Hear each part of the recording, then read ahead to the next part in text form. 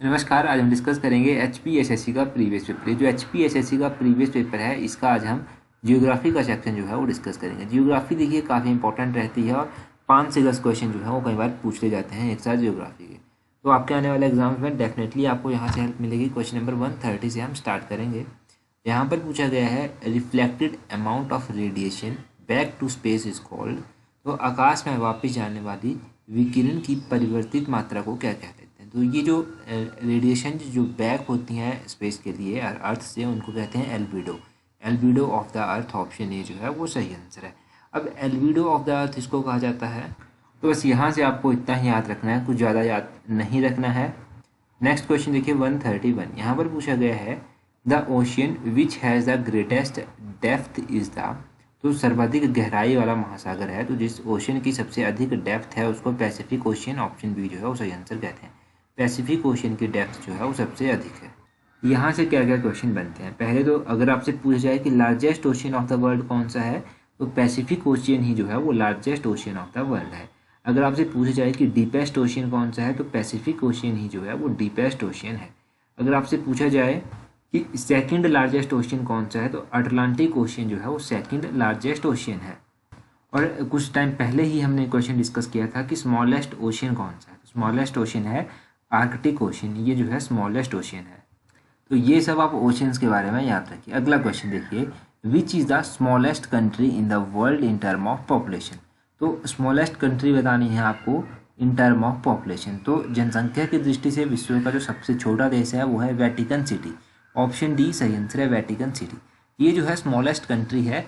अब इस कंट्री के बारे में तो ज़्यादा कुछ जानने को आपको नहीं मिलेगा, परंतु आप एक दो बातें फिर भी याद रखिए कि ये कंट्री जो है वो कौन से कॉन्टिनेंट में पड़ती है। तो ये यूरोप में पड़ती है। और इसकी कैपिटल क्या है? इसकी कैपिटल जो है वो वेटिकन सिटी ही इसकी कैपिटल है। और कई बार क्वेश्चन पूछ लिया जाता है कि लार्जेस्ट कंट्री बतानी है आपको वर्ल्ड की इन टर्म ऑफ पॉपुलेशन। तो लार्जेस्ट कंट्री कौन सी है? चाइना जो है वो लार्जेस्ट कंट्री है इन टर्म ऑफ पॉपुलेशन। और दूसरे नंबर पर कौन सी है? तो इंडिया जो है वो दूसरे नंबर पर आती है इन टर्म ऑफ पॉपुलेशन। और तीसरे नंबर पर कौन सी है? तो यूनाइटेड स्टेट जो है वो तीसरे नंबर पर आता है। तो ये आप लार्जेस्ट कंट्रीज याद रखिए, स्मॉलेस्ट कंट्रीज याद रखिए। अगला क्वेश्चन देखिए, यहाँ पर पूछा गया है pelagic fishes are found in. ये जो पेलाजिक मछलियाँ होती हैं ये कहाँ पर पाई जाती हैं? तो पेलाजिक मछलियाँ जो है ये ओपन ओशंस में पाई जाती हैं, ऑप्शन सी सही आंसर है। अब ये ओशंस में पाई जाती हैं या तो फिर ये लेक्स में भी जो है वो पाई जाती हैं, दोनों में ही पाई जाती हैं। ओपन ओशन हो गया या फिर लेक्स हो गया। तो ये आप याद रखिए कि ये आप कहाँ पर पाई जाती हैं, बस यहाँ से आपको इतना ही याद रखना है। क्वेश्चन नंबर 134 देखिए, 134 में क्या पूछा गया है? The largest producer of silver in the world is. तो आपको बताना है कि विश्व में चांदी का सबसे बड़ा उत्पादक कौन सा देश है? तो मैक्सिको, ऑप्शन सी जो है वो सही आंसर है। मैक्सिको जो है वो सिल्वर का लार्जेस्ट प्रोड्यूसर है। ये इंपॉर्टेंट क्वेश्चन है, मैक्सिको जो है वो लार्जेस्ट प्रोड्यूसर है सिल्वर का। उसी तरह पूछ ली जाए कि कॉपर का जो है वो लार्जेस्ट प्रोड्यूसर कौन सी कंट्री है? तो कॉपर की लार्जेस्ट प्रोड्यूसर कंट्री है चाइल। ये कंट्री का नाम आप याद रखिएगा, चाइल जो है वो कॉपर की लार्जेस्ट प्रोड्यूसर है। अब कॉपर भी चल गया पता, आपको सिल्वर ही पता चल गया। उसी तरह गोल्ड का भी पता होना चाहिए, डायमंड का भी पता होना चाहिए। तो चाइना जो है वो गोल्ड का लार्जेस्ट प्रोड्यूसर माना जाता है। और अगर डायमंड की बात करें तो लार्जेस्ट डायमंड प्रोड्यूसिंग कंट्री जो है वो रशिया है। रशिया जो है वो सबसे पहले नंबर पर आती है डायमंड प्रोडक्शन में। अगला क्वेश्चन देखिए, यहाँ पर क्या पूछा गया है? यहाँ पर पूछा गया है the national symbol of Netherland is. तो नीदरलैंड का राष्ट्रीय प्रतीक क्या है? अगर नीदरलैंड के राष्ट्रीय प्रतीक की बात करेंगे तो ऑप्शन ए टुलिप जो है वो सही है। अब टुलिप यहाँ का राष्ट्रीय प्रतीक है, इसको नेशनल फ्लावर भी कहा जाता है नीदरलैंड का। उसी तरह अगर आप इंडिया के नेशनल फ्लावर की बात करेंगे तो लोटस जो है इंडिया का नेशनल फ्लावर है। अगर आप इराक के नेशनल फ्लावर की बात करेंगे तो रेड रोज जो है वो इराक का नेशनल फ्लावर है। अगर आप पाकिस्तान के नेशनल फ्लावर की बात करेंगे तो पाकिस्तान का नेशनल फ्लावर जो है वो जैस्मिन है। और श्रीलंका की बात की जाए तो श्रीलंका का जो है वो ब्लू लिली जो है वो नेशनल फ्लावर है। और उसी तरह अगर आप एक और कंट्री है इम्पोर्टेंट, बांग्लादेश, तो बांग्लादेश की बात करेंगे तो बांग्लादेश का जो है वो वाइट वाटर लिली है, वाइट वाटर लिली जो बांग्लादेश का है। तो ये कुछ इंपॉर्टेंट कंट्रीज़ मैंने आपको बताई, परंतु यहाँ से कुछ और। अगर उसी तरह नीदरलैंड की आप कैपिटल की बात करेंगे कि नीदरलैंड की कैपिटल कहाँ पर है, तो इसकी कैपिटल जो है वो है एम्स्टर्डम। एम्स्टर्डम इसकी कैपिटल है। और नीदरलैंड की करेंसी क्या है? तो नीदरलैंड की जो करेंसी है वो यूरो इसकी करेंसी है। अब नीदरलैंड की जो कैपिटल आपको पता चलेगी। कुछ और इंपॉर्टेंट कैपिटल्स जो अभी तक पूछी जा चुकी हैं एग्जाम्स में, एक तो ऑस्ट्रेलिया की कैपिटल पूछी जाती है, तो कैनबेरा ऑस्ट्रेलिया की कैपिटल है। बांग्लादेश का आपको पता है ढाका जो है वो बांग्लादेश की कैपिटल है। भूटान की थिम्पू है। और अगर आप बात करेंगे कि कनाडा की कैपिटल कहाँ पर है, तो ओटावा जो है वो कनाडा की कैपिटल है। फ्रांस की बात करेंगे तो पेरिस जो है वो फ्रांस की कैपिटल है। जर्मनी की बात करें, जर्मनी की जो है वो बर्लिन कैपिटल है। और अगर आप इटली की बात करेंगे तो इटली की जो है वो रोम है। और जापान की बात करेंगे तो जापान की टोक्यो है। और उसी तरह आपको बताना है कि मालदीव की कैपिटल कहाँ पर है, ये आपको कमेंट करके बताना है मालदीव की कैपिटल कहाँ पर है। अगला क्वेश्चन देखिए 136, यहाँ पर पूछा गया है the most populous country of south east Asia is, तो दक्षिण पूर्व एशिया का सबसे अधिक जनसंख्या वाला देश जो है वो कौन सा है। तो दक्षिण पूर्व एशिया का जो सबसे अधिक जनसंख्या वाला देश है वो है इंडोनेशिया। ऑप्शन सी जो है वो सही आंसर है। अब इंडोनेशिया की बात करें तो पहले तो इंडोनेशिया की कैपिटल जान लीजिए। इंडोनेशिया की कैपिटल जो है वो जकार्ता है। और इसकी जो करेंसी है वो क्या है, वो रुपया इसकी करेंसी है। रुपया इसकी करेंसी मानी जाती है। और कैपिटल इसकी जो है वो जकार्ता को कहते हैं। जकार्ता का नाम सुन के आपके माइंड में जो है वो ये भी आना चाहिए कि एशियान का हेडक्वार्टर कहाँ पर है।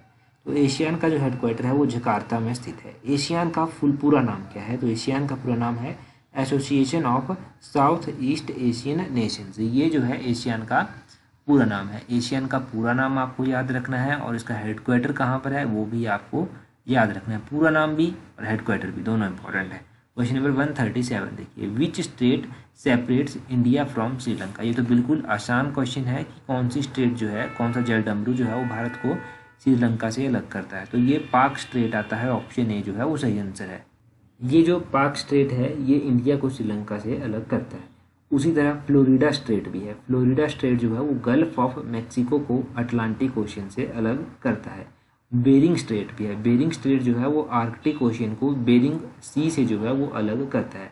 मलाक्का स्टेट भी है। मलाक्का स्टेट जो है वो जावा सी को जो है वो बे ऑफ बंगाल से अलग करता है। सुंदा स्ट्रेट भी है। तो सुंदा स्ट्रेट जो है वो जावा सी को इंडियन ओशियन से अलग करती है। तो ये तो इम्पोर्टेंट स्टेट्स आप यहाँ से याद रखिए। और यहाँ पर हमने श्रीलंका की बात की, तो श्रीलंका की कैपिटल भी आप जान लीजिए। कोलंबो जो है वो श्रीलंका की कैपिटल है। और यहाँ की करेंसी क्या है, यहाँ की करेंसी है रुपी। रुपी जो है वो श्रीलंका की करेंसी है।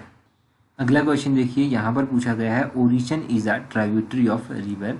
तो ये जो ओडिशन है ये किसकी सहायक नदी है। देखो ओडिशन किसकी सहायक नदी है, ये नर्मदा की सहायक है। ऑप्शन सी जो है वो सही आंसर है।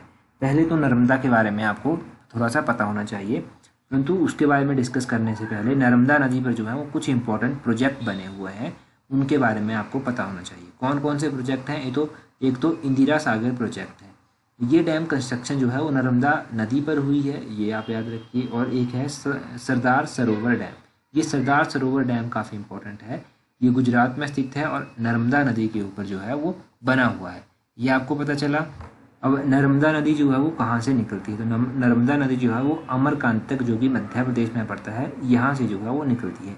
ये कौन कौन से स्टेट्स को कवर करती है, तो एक तो मध्य प्रदेश जहाँ से ये निकलती है, एक गुजरात को कवर करती है, एक महाराष्ट्र को कवर करती है और एक छत्तीसगढ़ को ये कवर करती है। इन स्टेट्स को ये कवर करती है। और इसकी जो इम्पोर्टेंट सहायक नदियाँ हैं वो भी आपको पता होनी चाहिए। तो इम्पोर्टेंट सहायक नदियाँ इसकी कौन कौन सी हैं, एक तो यही होगी ओरछान, एक तो ओरछान होगी, एक बारना होगी, कोलार होगी, हथनी होगी। हथनी भी एक नदी है जो कि इसकी सहायक है।